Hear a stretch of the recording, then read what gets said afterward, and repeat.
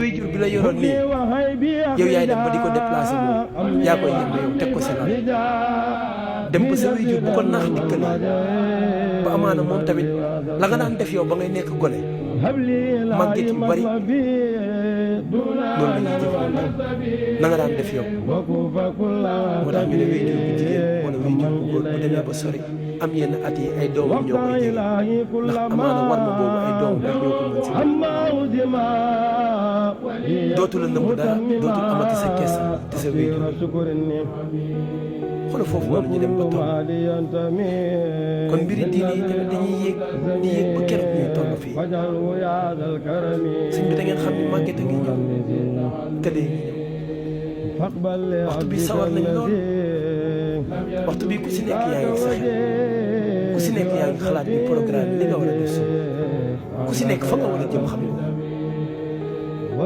wante sëñ bi bés dana jot yooyu yëpp day deñ ak naax day ñëw wante ak coono day ñëw ak tawat day ñëw bés dina jot di nga bëgg ku la comprendre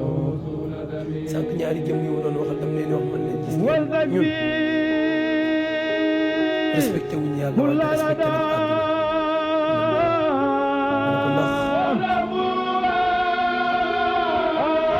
comme de tey nga xam ne ñoo nekk si biir prison yi maanaam pénitencier yi man leen bu doonee ak soxna sax mën naa maîtriser ay band yu bari si ay carax ak benn liif man leen xam nga lan moo tax moom lu ñu sant ñu def buñ nekkee si kaso ñu ne ma waa man leen parce que moom si territoire am lañ ko fekk du jëmm ji de yére bu mu sol moo ko may moom ñu fekk ko territoire am territoire boobu moom moo fay décidé ma ne ko wante bandi yooyu noonu di rey ni bu leen fekkoon maa ngi si kàddu bandi yi rey wante ñi juum ba rey nit